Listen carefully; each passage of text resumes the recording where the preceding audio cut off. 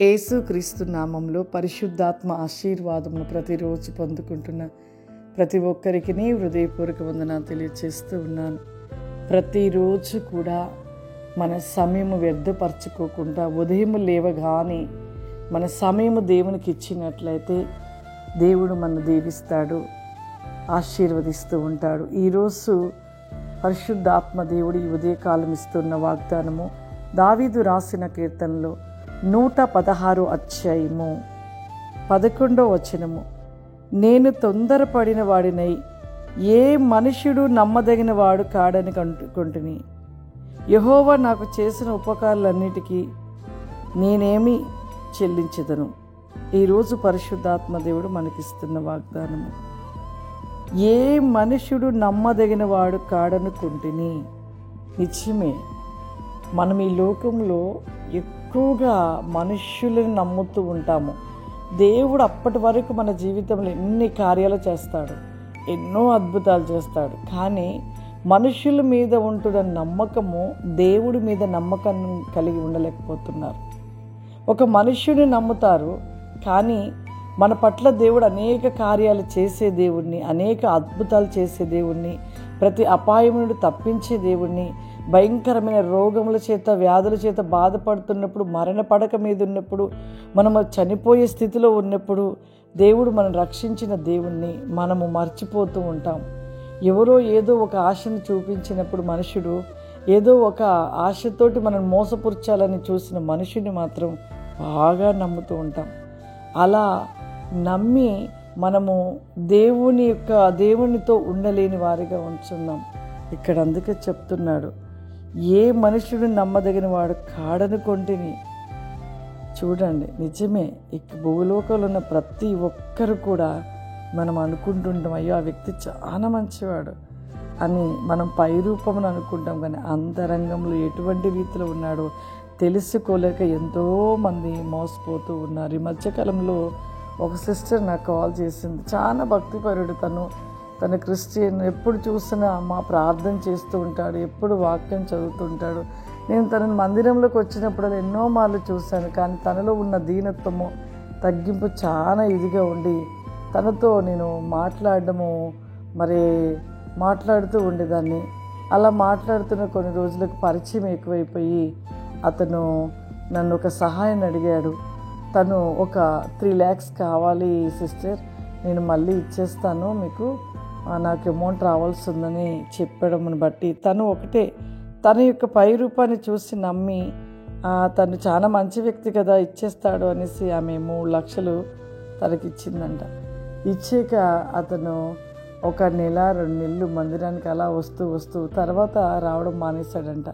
ఆమెకు అర్థం కాలేదు, ఇదేంటి మందిరానికి చక్కగా వచ్చేవాడు రావట్లేదు ఏంటి అనేసి తన అడ్రస్ కనుక్కుంటే తను ఉంటున్న ఆ ఇల్లు కూడా అతను ఖాళీ చేసి వెళ్ళిపోయాడు.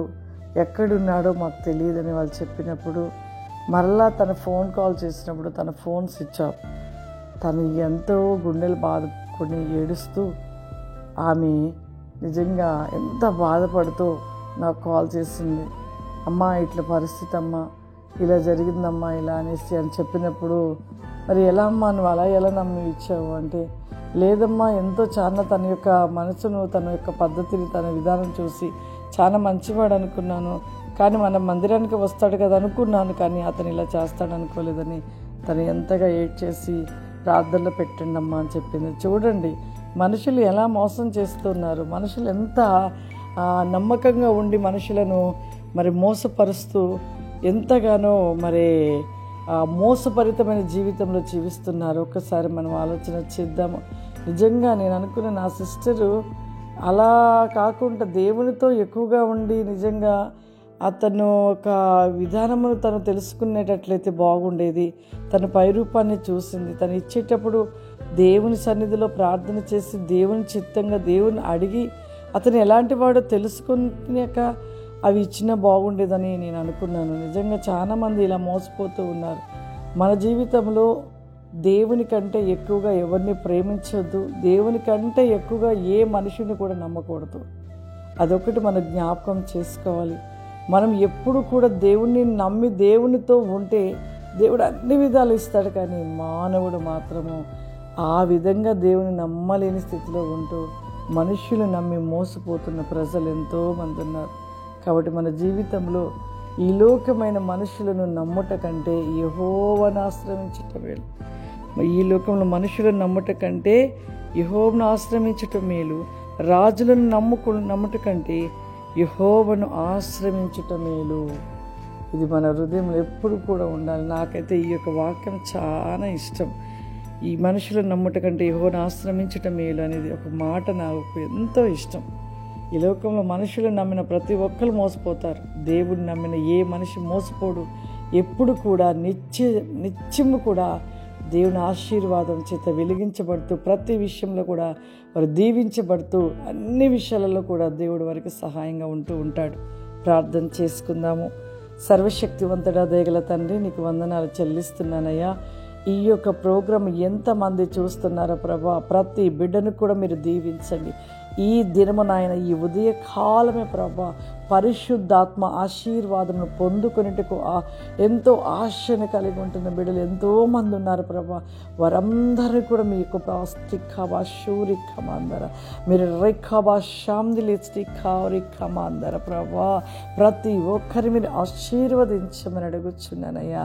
వారి కుటుంబాలలో ఏ సమస్యల చేత బాధపడుతున్నారో, ఏ బంధకాలలో ఉంటున్నారో ప్రభా, ఏ కుటుంబంలో ఉంటున్న బిడల ద్వారా ప్రభా, ఏ ఇబ్బందుల చేత, ఏ ఆర్థికమైన స్థితి వేకము, ఏ అనారోగ్యమైన స్థితిని కలిగి ఉంటున్నారో తండ్రి, ఇప్పుడే వారిని మీరు తాకమని అడుగుచున్నానయ్యా. పరిశుద్ధాత్ముడా వారిని తాకమని అడుగుచున్నానయ్యా. మీ ఆత్మ కుమ్మరింపు దయచేయమని అడుగుచున్నాను ప్రభా. వారి జీవితంలో ప్రతివేకమైన కార్యములు చేయండి నాయన. ఈ సమయంలో అడుగుచున్న ప్రతి ఒక్కరి జీవితంలో ఏమై అడుగుచున్నారో ప్రభా, అడుగుతున్నవి పొందుకునే కృప సహాయము దయచేయమని అడుగుచున్నాను ప్రభా. నీకు స్తోత్రం. విన్ మై లార్డ్ ద లిస్ట్ అండ్ మీ గో బ్రేక్ హామ్ ది లిస్ట్ ఎల్ ఫ్లవర్ ఇమ్మ. కృప ఆశీర్వాదముల చేత నింపమని యేసు క్రీస్తు నామమున నడుచున్నాను తండ్రి, ఆమేన్. God bless you. దేవుడు మిమ్మల్ని దీవించును గాక. ఆమేన్.